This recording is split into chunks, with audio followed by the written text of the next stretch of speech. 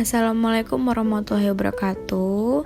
Saya Melisa Astria dengan dua anggota teman saya. Yang pertama Indah Agustin dan Novela Dinda. Kami dari kelompok 2. Di sini kami akan mempresentasikan prinsip segmentasi dan positioning. Nah, di sini ada 9 pembahasan. Yang pertama, prinsip penentuan posisi kompetitif. Kedua, prinsip segmentasi pasar. Ketiga, tempat dasar segmentasi pasar. Keempat, basis untuk segmentasi pasar. Kelima, segmentasi pasar konsumen. Keenam, segmentasi pasar bisnis. Ketujuh, mengidentifikasi dan menggambarkan segmen pasar. Kedelapan, manfaat dari segmentasi pasar. Dan kesembilan, implementasi. Di sini saya Melisa akan mempresentasikan tentang prinsip penentuan posisi kompetitif. Nah, prinsip penting dari posisi kompetitif adalah bahwa hal itu berkaitan dengan bagaimana pelanggan di berbagai bagian pasar memandang perusahaan, produk atau layanan, atau merek yang bersaing. Kotler 1997 mengemukakan bahwa tidak semua perbedaan kompetitif akan menciptakan posisi kompetitif yang kuat.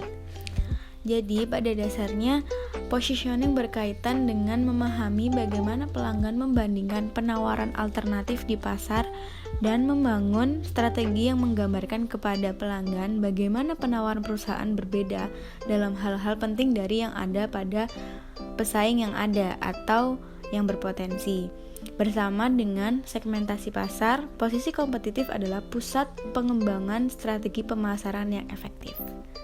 Upaya untuk membuat diferensiasi harus memenuhi 6 kriteria berikut. Yang pertama, pentingnya. Perbedaan harus menciptakan manfaat yang sangat bernilai bagi sejumlah besar pelanggan. Kedua, khusus dan preemptif. Perbedaan tidak dapat ditiru atau dilakukan lebih baik oleh orang lain. Ketiga, superior. Perbedaannya harus menyediakan cara superior bagi pelanggan untuk mendapatkan manfaat yang dimaksud. Keempat, dapat dikomunikasikan. Perbedaannya harus dapat dikomunikasikan kepada pelanggan dan dipahami oleh mereka. Kelima, terjangkau. Target pelanggan mampu membayar perbedaan. Keenam, menguntungkan. Perbedaan akan memerintahkan harga yang memadai untuk membuatnya menguntungkan bagi perusahaan. Selanjutnya, prinsip segmentasi pasar. Menurut Smith tahun 1956 yang membedakan antara strategi diferensiasi produk, menerapkan teknik promosi untuk mempengaruhi permintaan yang mendukung produk, dan segmentasi pasar menyesuaikan penawaran pasar dengan berbagai cara untuk lebih dekat, memenuhi persyaratan pelanggan yang berbeda. Nah, di pengertian ini ada 2 pembahasan. Yang pertama, strategi diferensiasi produk. Strategi diferensiasi produk yang baik dapat memperoleh loyalitas merek. Hal terpenting untuk setiap bisnis yang sukses. Jadi, strategi ini berfokus pada persepsi nilai pembeli. Selama penjual terus memberikan kualitas pelayanan tertinggi, basis pelanggan akan tetap loyal. Kayak gitu. Nah, yang kedua, segmentasi pasar. Segmentasi pasar saat ini dihadapkan dengan persaingan bisnis yang sangat kompetitif. Jika suatu produk tidak memiliki kualitas tinggi secara konsisten, konsumen akan beralih ke pilihan lain. Jadi, membuat produk yang unik itu tidak akan cukup untuk mendapatkan keunggulan kompetitif dari diferensiasi produk jika pembeli tidak mengetahui perbedaan dari produk dengan merek lain.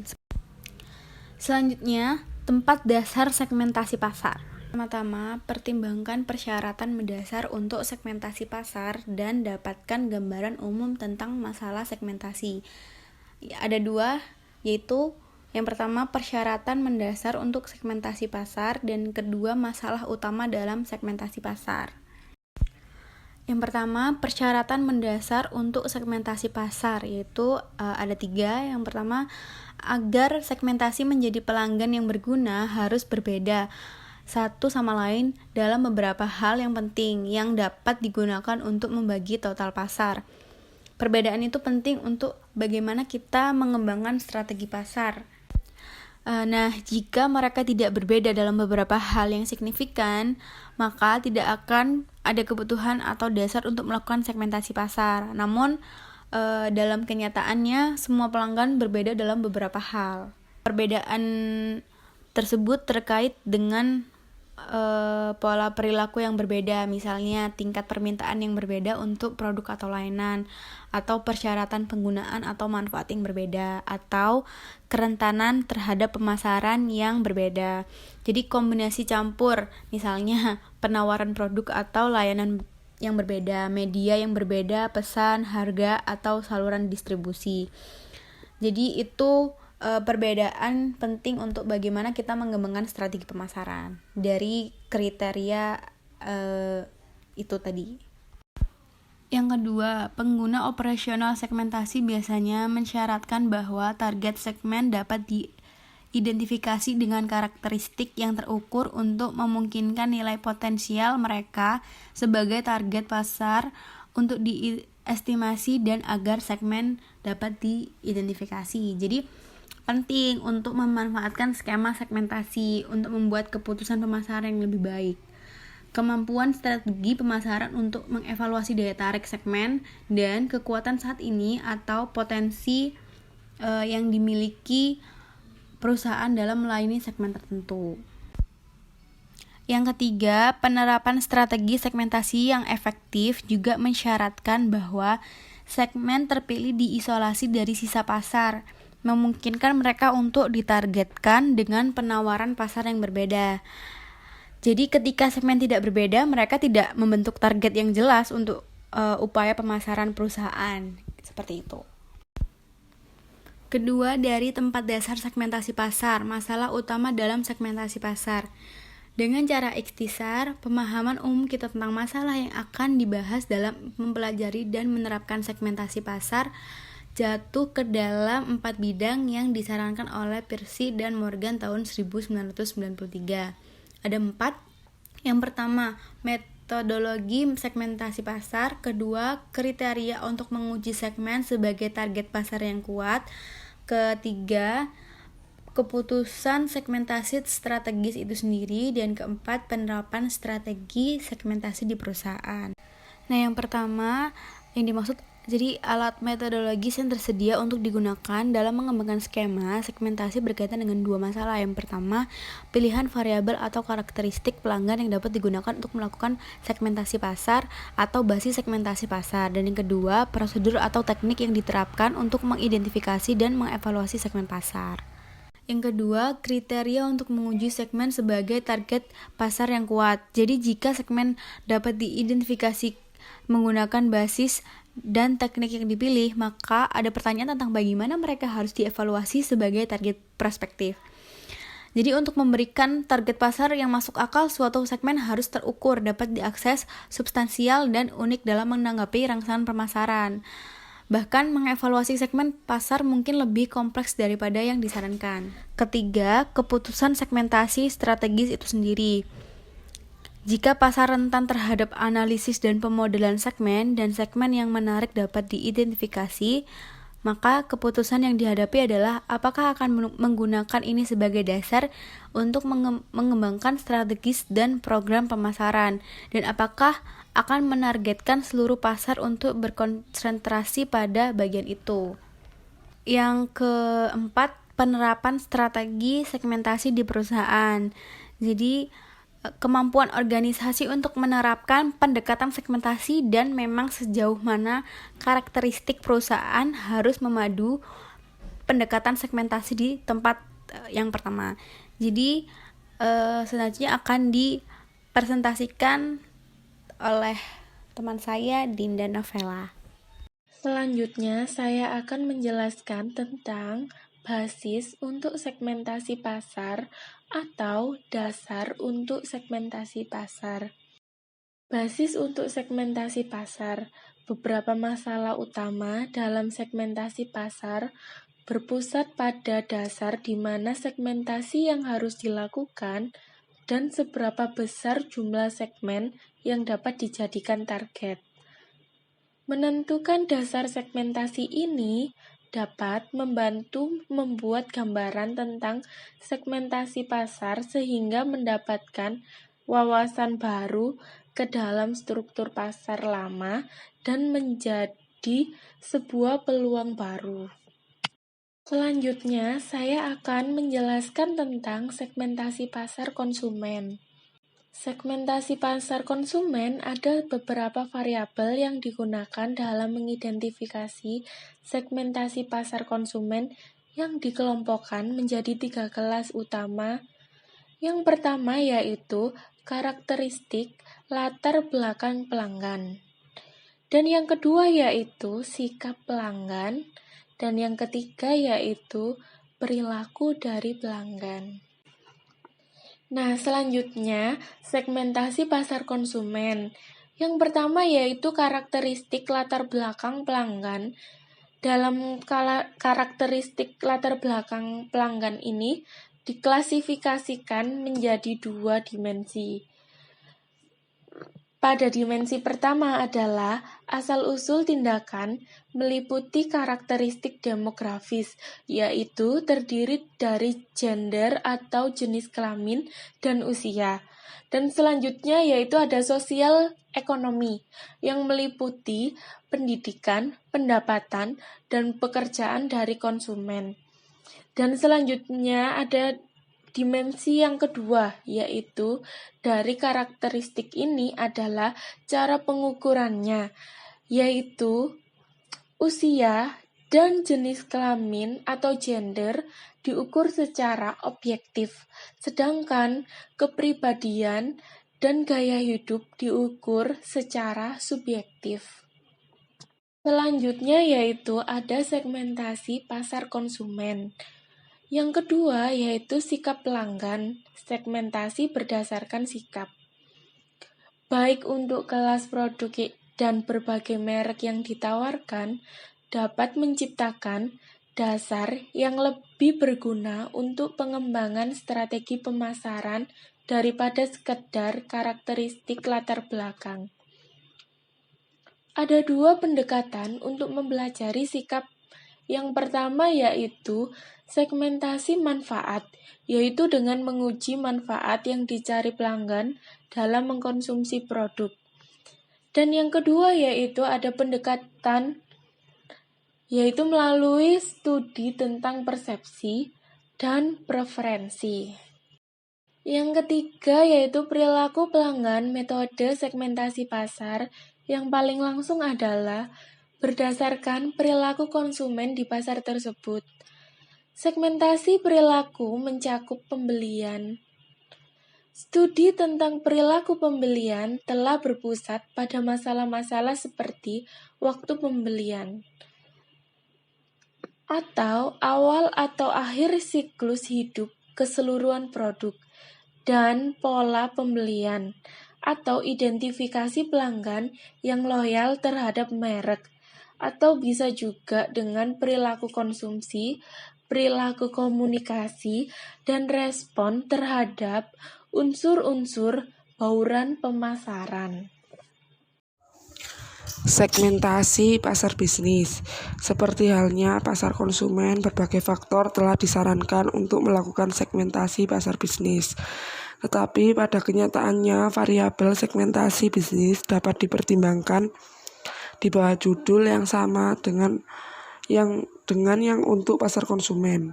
1. Latar belakang karakteristik perusahaan, jenis industri, ukuran, dan lokasi pelanggan. Tetapi juga variabel operasi seperti teknologi dan kemampuan pelanggan, berbagai kebijakan pembelian, dan faktor situasional termasuk aplikasi produk. 2. Karakteristik sikap. 3. Karakteristik perilaku. Di sini itu dijelaskan seperti halnya dengan pasar konsumen. Jadi segmentasi pasar bisnis itu juga memiliki 3 kelompok. Dan segmentasi pasar bisnis itu harus memperhatikan latar belakang karakteristik perusahaan dari jenis industri, ukuran, lokasi pelanggan, dan juga harus memperhatikan variabel operasi seperti teknologi dan kemampuan pelanggan. Dan nomor 2 itu karakteristik sikap. Jadi perusahaan itu harus mengetahui karakteristik sikap dari pelanggan. Nomor 3 juga sama. Perusahaan juga harus mengetahui karakteristik perilaku dari pelanggan. Jadi perusahaan itu harus mengetahui karakter yang ada di lingkungan segmentasi pasar bisnis tersebut. Seperti itu. Identifikasi dan menggambarkan segmen pasar. Mengidentifikasi dan menggambarkan segmen pasar. Tugas pertama yang dihadapi manajer adalah memutuskan basis apa yang akan disegmentasi pasar. Jika penggunaan produk atau karakteristik latar belakang dipilih di banyak pasar, segmentasi dapat dilakukan dari sumber sekunder. Namun jika segmentasi didasarkan pada sikap, seringkali tidak cukup data tersedia dari sumber sekunder. Contoh dari segmentasi pasar, yaitu segmentasi pasar Aqua. Dalam segmentasi geografisnya, Aqua menyapa semua pasar di wilayah Indonesia, tidak hanya di daerah perkotaan, tapi kami juga dapat menemukan produk Aqua di pinggiran kota, bahkan di daerah pedesaan. Secara demografis, Aqua menargetkan orang di semua kalangan dari jenis kelamin. Produk Aqua diproduksi untuk semua kelompok dan untuk konsumsi semua orang. Dan secara psikologis, Aqua ditunjukkan untuk kelas sosial, kelas menengah, tapi juga bisa digunakan untuk kelas bawah, mengingat harga kemasan yang bisa dijangkau oleh kelas bawah dengan harga pasar 500 dan 3.000. Tidak hanya itu, Aqua diperuntukkan bagi orang-orang dengan gaya hidup praktis dan sehat, dengan kemasan yang mudah didapat dan dibawa, sehingga Aqua cocok untuk orang yang aktif dengan mobilitas tinggi.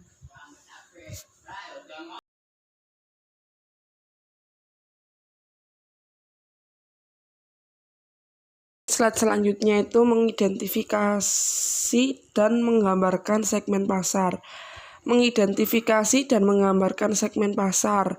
Tugas pertama yang dihadapi manajer adalah memutuskan basis apa yang akan disegmentasi pasar. Jika penggunaan produk atau karakteristik latar belakang dipilih di banyak pasar, segmentasi dapat dilakukan dari sumber sekunder. Namun jika segmentasi didasarkan pada sikap, seringkali tidak cukup data tersedia dari sumber sekunder. Contoh dari segmentasi pasar, yaitu segmentasi pasar Aqua. Dalam segmentasi geografisnya, Aqua menyapa semua pasar di wilayah Indonesia, tidak hanya di daerah perkotaan, tapi kami juga dapat menemukan produk Aqua di pinggiran kota, bahkan di daerah pedesaan. Secara demografis, Aqua menargetkan orang di semua kalangan dari jenis kelamin. Produk Aqua diproduksi untuk semua kelompok dan untuk konsumsi semua orang. Dan secara psikologis, Aqua ditunjukkan untuk kelas sosial, kelas menengah, tapi juga bisa digunakan untuk kelas bawah, mengingat harga kemasan yang bisa dijangkau oleh kelas bawah dengan harga pasar 500 dan 3.000. Tidak hanya itu, Aqua diperuntukkan bagi orang-orang dengan gaya hidup praktis dan sehat, dengan kemasan yang mudah didapat dan dibawa, sehingga Aqua cocok untuk orang yang aktif dengan mobilitas tinggi. Manfaat dari segmentasi pasar. Manfaat dari segmentasi pasar, ada sejumlah manfaat penting yang dapat diperoleh dari segmentasi pasar yang dapat diringkas dalam istilah berikut. Segmentasi adalah pendekatan yang sangat berguna untuk pemasaran untuk perusahaan kecil, berfungsi sebagai target untuk pengembangan produk baru atau perluasan produk atau jangkauan layanan yang ada. Bermanfaat mengidentifikasi segmen tertentu yang masih dalam pertumbuhan. Segmentasi memungkinkan pemasaran untuk mencocokkan produk atau layanan lebih dekat dengan kebutuhan pasar sasaran. Implementasi di sini dibagi menjadi 3. 1. Ruang lingkup dan tujuan segmentasi pasar. 2. Tingkat segmentasi strategis, manajerial, dan operasional. 3. Sumber masalah implementasi. Jadi sekian presentasi dari kelompok kami. Wassalamualaikum warahmatullahi wabarakatuh.